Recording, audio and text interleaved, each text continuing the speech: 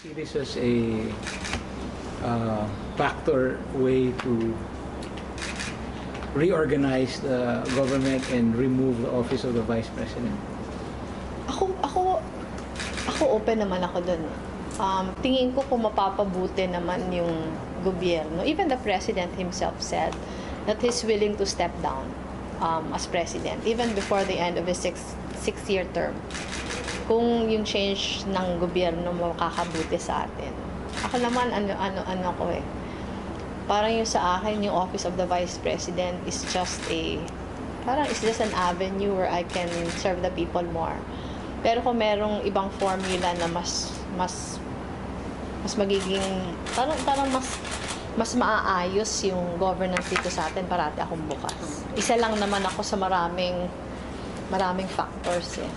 Pero ako very much willing to listen, very much willing to study the options being given.